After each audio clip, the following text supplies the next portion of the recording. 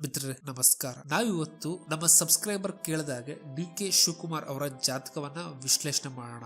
ಯಾವ ರೀತಿಯಾಗಿ ವಿಶ್ಲೇಷಣೆ ಮಾಡೋಣ ಅಂತ ಹೇಳಿದ್ರೆ, ಡಿ.ಕೆ. ಶಿವಕುಮಾರ್ ಅವರ ಜಾತಕದಲ್ಲಿರುವಂತಹ ರಾಜಯೋಗಗಳು, ಅವರನ್ನ ಡಿ.ಕೆ. ಶಿವಕುಮಾರ್ ಮಾಡಿದಂತಹ ಯಾವ ಯೋಗಗಳು ಅನ್ನುವಂಥದ್ದು ಕೂಡ ನೋಡೋಣ, ಮತ್ತು ಇರುವಂತಹ ಕೆಲವೊಂದಿಷ್ಟು ವೀಕ್ನೆಸ್ ಗಳೇನು ಅನ್ನುವಂಥದ್ದು ನೋಡೋಣ, ಮತ್ತು ಕೆಲವೊಂದಿಷ್ಟು ಟೈಮ್ ಪೀರಿಯಡ್ ಗಳು ಹೇಗಿದ್ವು, ಮುಂದೆ ಹೇಗೆ ಆಗಬಹುದು ಅನ್ನುವಂಥದ್ದು ಕೂಡ ನಾವು ಈ ವಿಡಿಯೋದಲ್ಲಿ ನೋಡೋಣ. ಮಿತ್ರರೇ, ಮೊದಲನೇದಾಗಿ ಡಿ.ಕೆ. ಶಿವಕುಮಾರ್ ಇವರ ಲಗ್ನವನ್ನ ನೋಡೋದಾಯ್ತು ಅಂತ ಹೇಳಿದ್ರೆ ಮೇಷ ಲಗ್ನ ಲಗ್ನಾಧಿಪತಿನೇ ಬಂದ್ಬಿಟ್ಟು 4ನೇ ಮನೆಯಲ್ಲಿ ಕುಳಿತುಕೊಂಡು ಶನಿ ಮತ್ತು ಗುರುವಿನ ಆಸ್ಪೆಕ್ಟ್ ಗೆ ಒಳಗಾಗಿದ್ದಾರೆ. ಇದು ಒಂದು ಸಾರ್ಟ್ ಆಫ್ ರಾಜಯೋಗ ಅಂತ ಕೂಡ ಹೇಳ್ಬೋದು. ಯಾಕೆ ಅಂತ ಹೇಳಿದ್ರೆ ಶನಿ ಮತ್ತು ಗುರು ಎರಡೂನು ಮಾಸಸ್ ಅನ್ನ ರೆಪ್ರೆಸೆಂಟ್ ಮಾಡುವಂತಹ ಗ್ರಹಗಳು. ಇವು 4ನೇ ಮನೆ is the house of masses ಅಲ್ಲಿ ಕುಳಿತುಕೊಂಡಿರುವಂತಹ ಕುಜನನ್ನ ಆಸ್ಪೆಕ್ಟ್ ಮಾಡುವಂತದ್ದು ಇವರಿಗೆ ಮಾಸಸ್ ಅನ್ನ ರೂಲ್ ಮಾಡುವಂತಹ ಕೆಪಾಸಿಟಿ ಕೊಡುತ್ತೆ. ಆದ್ರೆ ಇಲ್ಲಿ ಇವರ ಬಗ್ಗೆ ಪೂರ್ತಿಯಾಗಿ ಮಾಸಸ್ ನ ಅಭಿಪ್ರಾಯ ಚೆನ್ನಾಗಿರುತ್ತೆ ಅಥವಾ ಚೆನ್ನಾಗಿಲ್ಲ ಅಂತ ಕಡಾಖಂಡಿತವಾಗಿ ಹೇಳಕ್ಕಾಗೋದಿಲ್ಲ. ಯಾಕೆ ಅಂತ ಹೇಳಿದ್ರೆ ಗುರು ಮತ್ತು ಶನಿಯ ಎರಡೂ ಆಸ್ಪೆಕ್ಟ್ ಇರೋದ್ರಿಂದ ಒಂದ್ ಸ್ವಲ್ಪ ಜನ ಪಾಸಿಟಿವ್ ಆಗಿ ಕನ್ಸಿಡರ್ ಮಾಡ್ತಾರೆ, ಒಂದ್ ಸ್ವಲ್ಪ ಜನ ನೆಗೆಟಿವ್ ಆಗಿ ಕನ್ಸಿಡರ್ ಮಾಡ್ತಾರೆ. ಇನ್ನ ಡಿ.ಕೆ. ಶಿವಕುಮಾರ್ ಅವರ ಜಾತಕದ ಸ್ಟ್ರೈಕಿಂಗ್ ಕಾಂಬಿನೇಷನ್ ಏನು ಅಂತ ನೋಡೋದಾಯ್ತು ಅಂತ ಹೇಳಿದ್ರೆ 10ನೇ ಮನೆಯಲ್ಲಿರುವಂತಹ ಗುರು ಮತ್ತು ಶನಿ.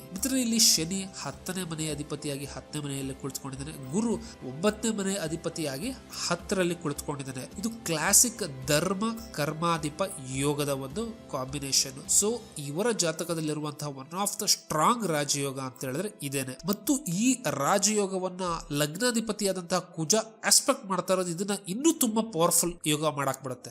ಇನ್ನ ಇವ್ರ ಜಾತಕದಲ್ಲಿರುವಂತಹ 2ನೇ ರಾಜಯೋಗ ನೋಡೋದಾಯ್ತು ಅಂತ ಹೇಳಿದ್ರೆ 5ನೇ ಮನೆ ಅಧಿಪತಿಯಾದಂತಹ ಸೂರ್ಯ 4ನೇ ಮನೆ ಅಧಿಪತಿಯಾದಂತಹ ಚಂದ್ರನನ್ನ 2ನೇ ಮನೆಯಲ್ಲಿ ಕಂಜಕ್ಷನ್ ಆಗ್ತಾ ಇದ್ದಾನೆ. ಇದು ಎಗೇನು ತ್ರಿಕೋಣ ಮತ್ತು ಕೇಂದ್ರದ ಅಧಿಪತಿಗಳು ಇಬ್ರು 2ನೇ ಮನೆ ರಾಜ್ಯವನ್ನ ಫಾರ್ಮ್ ಮಾಡೋದಕ್ಕೆ ಒನ್ ಆಫ್ ದ ಮನೆ ಅಂತ ಹೇಳ್ಬೋದು. ಈ ಮನೆಯಲ್ಲಿ ಜಾಯಿನ್ ಆಗ್ತಾ ಇರೋದು ಎಗೇನ್ ಈ ಜಾತಕದ ಮೆರಿಟ್ ಅನ್ನ ಮತ್ತು ಹೆಚ್ಚಿಸ್ತಾ ಇದೆ. ಅದು ಅಲ್ಲದೆ ಇದ್ರ ಮೇಲೆ ಗುರುವಿನ ಆಸ್ಪೆಕ್ಟ್ ಹೋಗ್ತಾ ಇರೋದು ಏನು ರೆಪ್ರೆಸೆಂಟ್ ಮಾಡುತ್ತೆ ಅಂತ ಹೇಳಿದ್ರೆ ತುಂಬಾ ಪ್ರಾಪರ್ಟಿಯನ್ನ ಇವರು ಮಾಡ್ತಾರೆ ಅಂತ ಹೇಳ್ಬೋದು. ಯಾಕೆಂತ ಹೇಳಿದ್ರೆ 4ನೇ ಮನೆ ಪ್ರಾಪರ್ಟಿಯನ್ನ ರೆಪ್ರೆಸೆಂಟ್ ಮಾಡ್ತಾರೆ, 5ನೇ ಮನೆ ಫೇಮ್ ಅನ್ನ ರೆಪ್ರೆಸೆಂಟ್ ಮಾಡೋದ್ರಿಂದ ಇವರ ಪ್ರಾಪರ್ಟಿ ಏನಿದೆ ಇದಕ್ಕೆ ಫೇಮಸ್ ಆಗ್ತಾರೆ. ಮತ್ತು ಅದ್ರ ಮೇಲೆ ಗುರುವಿನ ಆಸ್ಪೆಕ್ಟ್ ಕೂಡ ಇರೋದ್ರಿಂದ ಇವರ ಪ್ರಾಪರ್ಟಿ ಯಾವತ್ತೂ ಎಕ್ಸ್ಪ್ಯಾಂಡ್ ಆಗ್ತಾನೆ ಹೋಗುತ್ತೆ, ಅಥವಾ ನೇಮ್ ಫೇಮ್ ಮಾಸಸ್ ಅಲ್ಲಿ ಎಕ್ಸ್ಪ್ಯಾಂಡ್ ಆಗ್ತಾನೆ ಹೋಗುತ್ತೆ ಅಂತ ಹೇಳ್ಬೋದು. ಅಟ್ ದ ಸೇಮ್ ಟೈಮ್ ಈ ಒಂದು ಕಾಂಬಿನೇಷನ್ ಬುಧ 3 ಮತ್ತು 6ನೇ ಮನೆಯ ಅಧಿಪತಿಯಾಗಿ ಜಾಯಿನ್ ಆಗ್ತಿರುವಂತದ್ದು ಏನನ್ನ ರೆಪ್ರೆಸೆಂಟ್ ಮಾಡುತ್ತೆ ಅಂತ ಹೇಳಿದ್ರೆ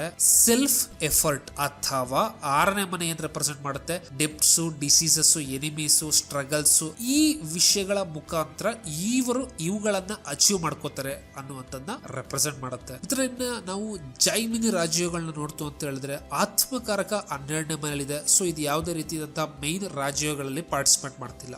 ಆದ್ರೆ ಅಮಾತ್ಯಕಾರಕನಾದಂತಹ ಬುಧ 5ನೇ ಮನೆ ಅಧಿಪತಿಯಾದಂತಹ ಸೂರ್ಯನನ್ನ 2ನೇ ಮನೆಯಲ್ಲಿ ಜಾಯಿನ್ ಆಗಿರುವಂತದ್ದು ಇವರಿಗೆ ಸಿಗುವಂತಹ ಪೊಲಿಟಿಕಲ್ ಪೊಸಿಷನ್ ಗಳನ್ನ ರೆಪ್ರೆಸೆಂಟ್ ಮಾಡ್ತಾನೆ. ಆದ್ರೆ ಇದೇ ಒಂದು ಕಾಂಬಿನೇಷನ್ ನ ಜ್ಞಾತಿಕಾರಕನಾದಂತಹ ಚಂದ್ರನು ಕೂಡ ಜಾಯಿನ್ ಆಗಿರುವಂತದ್ದು ಏನ್ ರೆಪ್ರೆಸೆಂಟ್ ಮಾಡುತ್ತೆ ಅಂತ ಹೇಳಿದ್ರೆ ಯಾವಾಗ್ಲೇ ಒಂದು ಟಾಪ್ ಪೊಸಿಷನ್ ಹೋಗ್ಬೇಕಾದ್ರೂ ಇವರು ಅಲ್ಲಿ ಇರುವಂತಹ ಸ್ಟ್ರಗಲ್ಸ್ ಗಳನ್ನ, ಫೈಟ್ಸ್ ಗಳನ್ನ ಇದು ರೆಪ್ರೆಸೆಂಟ್ ಮಾಡುತ್ತೆ. ಒಂದೆಲ್ಲ ಒಂದು ಕಿರಿಕಿರಿ ಇರುತ್ತಲ್ಲ ಅದನ್ನ ಇದು ರೆಪ್ರೆಸೆಂಟ್ ಮಾಡುತ್ತೆ.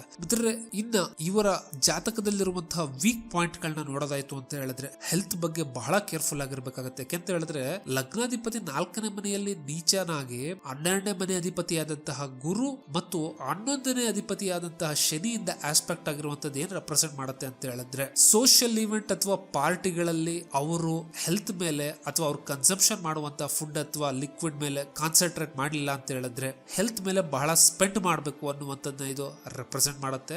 ಮತ್ತು ಗುರು ಕೂಡ 10ನೇ ಮನೆಯಲ್ಲಿ ನೀಚನಾಗಿದ್ದು ಶನಿ ಮತ್ತು ಕುಜನಿಂದ ಮ್ಯಾಲಿಫಿಕ್ ಎಫೆಕ್ಟ್ ಗೆ ಒಳಗಾಗಿರುವಂತದ್ದು ಕೂಡ ಹೆಲ್ತ್ ಮತ್ತು ಇವರ ಇಂಟೆಲೆಕ್ಚುಯಲ್ ಕೆಪಾಸಿಟಿಯನ್ನ ಇವರು ಸ್ಟ್ರಾಂಗ್ ಆಗಿ ಇಟ್ಕೋಬೇಕು ಅನ್ನುವಂಥದ್ದು ಕೂಡ ರೆಪ್ರೆಸೆಂಟ್ ಮಾಡುತ್ತೆ. ಮಿತ್ರರೇ, ಡಿ.ಕೆ. ಶಿವಕುಮಾರ್ ಅವರ ಒಂದು ದಶಾ ಸಿಸ್ಟಮ್ ನೋಡ್ತು ಅಂತ ಹೇಳಿದ್ರೆ ಅಟ್ ಪ್ರೆಸೆಂಟ್ ಶನಿ ಮಹಾದಶೆಯಲ್ಲಿದ್ದಾರೆ ಮತ್ತು ಸೂರ್ಯ ಅಂತರ್ದಶೆಯಲ್ಲಿದ್ದಾರೆ. ಮಿತ್ರರೇ, ಶನಿ ಮಹಾದಶೆ, ಶುಕ್ರ ಅಂತರ್ದಶೆಯಲ್ಲೇನೆ ಅವರು DCM ಆಗಿದ್ದು ಇವರ ಜಾತಕದಲ್ಲಿ ಶನಿ ತುಂಬಾ ಪವರ್ಫುಲ್ ಆಗಿದ್ದಾನೆ. ಸೊ ಇವರನ್ನ ಒಂದು ಹೈ ಲೆವೆಲ್ ಗಂತೂ ಖಂಡಿತ ತಗೊಂಡೋಗ್ತಾನೆ. ಇವರ ಈ ದಶಾ ಸಿರೀಸ್ ನಾವು ನೋಡ್ತು ಅಂತ ಹೇಳಿದ್ರೆ ಇನ್ ಜನರಲ್ ಆಗಿ ರಾಹು ಮತ್ತು ಶುಕ್ರ ಮತ್ತು ಬುಧ ಇವರನ್ನ ಯಾವಾಗೆ ಬಂದಾಗಲೂ ಹೈ ಲೆವೆಲ್ ಪೊಸಿಷನ್ ಕರ್ಕೊಂಡು ಹೋಗಿದ್ದಾರೆ. At the same time time Budha ಮತ್ತು ರಾಹು ಸ್ವಲ್ಪ ಮಟ್ಟಿಗಿನ ಮ್ಯಾಲಿಫಿಕ್ ಇನ್ಫ್ಲೂಯೆನ್ಸ್ ಕೂಡ ಇಟ್ಕೊಂಡಿರೋದ್ರಿಂದ 2019ರಲ್ಲಿ ಅವರು ಸ್ವಲ್ಪ ಪ್ರಾಬ್ಲಮ್ಗಳಿಗೆ ಒಳಗಾಗಬೇಕಾಯ್ತು. ಈಗ ಅಟ್ ಪ್ರೆಸೆಂಟ್ ನಾವು ಅವರ ಒಂದು ದಶೆ ಮತ್ತು ಮಹಾದಶೆ ನೋಡೋದಾಯ್ತು ಅಂತ ಹೇಳಿದ್ರೆ ಶನಿ ಮಹಾದಶೆ ನಡೀತಾ ಇದೆ,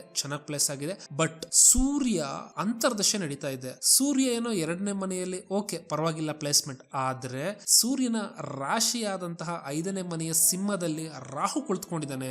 ರಾಹು ಏನನ್ನ ತೋರಿಸ್ತಾನೆ ಅಂತ ಹೇಳಿದ್ರೆ ಸಡನ್ ಶಿಫ್ಟ್ ಅನ್ನ ತೋರಿಸ್ತಾನೆ ಅವ್ರ ಒಂದು ಮೈಂಡ್ ಸೆಟ್ ಅಲ್ಲಿ. ಅಂತ ಹೇಳಿದ್ರೆ 5ನೇ ಮನೆ ಮೈಂಡ್ ಸೆಟ್ ರಾಹು ಸಡನ್ ಅನ್ನ ರೆಪ್ರೆಸೆಂಟ್ ಮಾಡ್ತಾನೆ.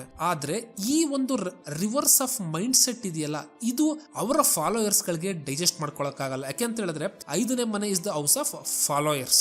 ಆಲ್ಮೋಸ್ಟ್ ಈ ವರ್ಷದ ಎಂಡಿಂಗ್ ತನಕನೂ ಇದು ನಡೀತಾ ಇರುತ್ತೆ. ಯಾಕೆಂತ ಹೇಳಿದ್ರೆ ಸೂರ್ಯ ದಶೆ ಅಲ್ಲಿವರೆಗೂ ಇರ್ತದೆ. ಯೂಶಲಿ ಶನಿ ಮತ್ತು ಸೂರ್ಯನ ಒಂದು ದಶೆ ಕಾಂಬಿನೇಷನ್ ಹೆಂಗಿರುತ್ತೆ ಅಂತ ಹೇಳಿದ್ರೆ ಯಾವಾಗ್ಲೂ ಒಂದು ರೀತಿಯಾದಂತಹ ಸ್ಟ್ರಗಲ್ ಅನ್ನುವಂಥದ್ದು ಪವರ್ ಇದ್ದೇ ಇರುತ್ತದೆ. ಪವರ್ ಇದ್ರೂ ಕೂಡ ಇದ್ರ ನೆಕ್ಸ್ಟ್ ಇನ್ನ ಬರುವಂತದ್ದು ಏನಂತ ಹೇಳಿದ್ರೆ ಚಂದ್ರನ ಒಂದು ದಶೆ ಬರ್ತದೆ. ಈ ಚಂದ್ರನ ಒಂದು ಅಂತರ್ದಶೆಯಲ್ಲಿ ಅವ್ರಿಗೆ ಪೊಲಿಟಿಕಲಿ ಇನ್ನ ಹೈಯರ್ ಪ್ಲೇಸ್ ಗಳಿಗೆ ಹೋಗ್ಬೇಕಂತ ಹೇಳಿದ್ರೆ ತುಂಬಾ ಒಳ್ಳೆ ಪೀರಿಯಡ್. ಅದರಲ್ಲೂ ಯಾವಾಗ ಅಂತ ನೋಡೋದಾಯ್ತು ಅಂತ ಹೇಳಿದ್ರೆ 2026 ಸೆಕೆಂಡ್ ಹಾಫ್ ನಂತರ ಅಂತ ಹೇಳಿದ್ರೆ ಮುಂದಿನ ವರ್ಷದ ಸೆಕೆಂಡ್ ಹಾಫ್ ಅಲ್ಲಿ ಪೊಲಿಟಿಕಲಿ ಅವ್ರಿಗೆ ಇನ್ನ ಹೈಯರ್ ಸ್ಥಾನಮಾನಗಳಿಗೆ ಹೋಗೋದಕ್ಕೆ ತುಂಬಾ ಚಾನ್ಸ್ ಇದೆ. ಯಾಕೆ ಅಂತ ಹೇಳಿದ್ರೆ ಚಂದ್ರ 5ನೇ ಮನೆ ಅಧಿಪತಿ ಜೊತೆ 2ನೇ ಮನೆ ರಾಜಯೋಗದ ಪ್ಲೇಸ್ಮೆಂಟ್ ಅಲ್ಲಿ ಕೂತಿದ್ದಾನೆ. ಇದು ಇನ್ಫ್ಯಾಕ್ಟ್ ಅವರ ಒಂದು ಪ್ರಾಪರ್ಟಿಗಳು, ವೆಹಿಕಲ್ಗಳು ಇದನ್ನ ಮತ್ತೂ ಇನ್ಕ್ರೀಸ್ ಮಾಡ್ತವೆ. ಅಟ್ ದ ಸೇಮ್ ಟೈಮ್ ಲಗ್ನಾಧಿಪತಿ 4ನೇ ಮನೆಯಲ್ಲಿ ಆಕ್ಟಿವೇಶನ್ ಬಂದಿರೋದ್ರಿಂದ 4ನೇ ಮನೆ ಏನನ್ನ ತೋರಿಸುತ್ತೆ ಅಂತ ಹೇಳಿದ್ರೆ ರೂಲರ್ ಆಫ್ ಮಾಸಸ್ ಅನ್ನ ತೋರಿಸೋದ್ರಿಂದ ಅವ್ರಿಗೆ ಈಗಿರೋ ಪೊಸಿಷನ್ ಗಿನ್ನ ಇನ್ನೂ ಹೈಯರ್ ಪೊಸಿಷನ್ ಸಿಗುವಂತಹ ಚಾನ್ಸಸ್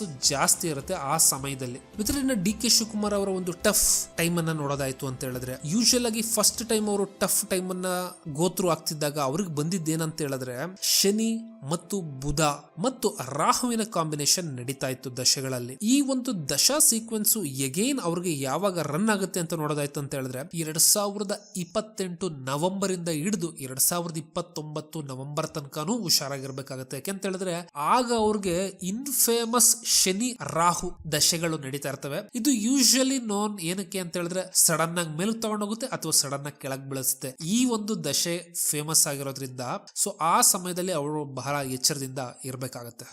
ಇದಿಷ್ಟು ಡಿ ಕೆ ಶಿವಕುಮಾರ್ ಅವರ ಜಾತಕದ ಒಂದು ಸಂಕ್ಷಿಪ್ತ ಅನಾಲಿಸಿಸ್ ಆಗಿರುತ್ತದೆ. ಈ ವಿಷಯ ನಿಮ್ಗೆ ಇಷ್ಟ ಆಯ್ತು ಅಂತ ಹೇಳಿದ್ರೆ ಲೈಕ್, ಶೇರ್ ಮತ್ತು ಸಬ್ಸ್ಕ್ರೈಬ್ ಮಾಡಿ.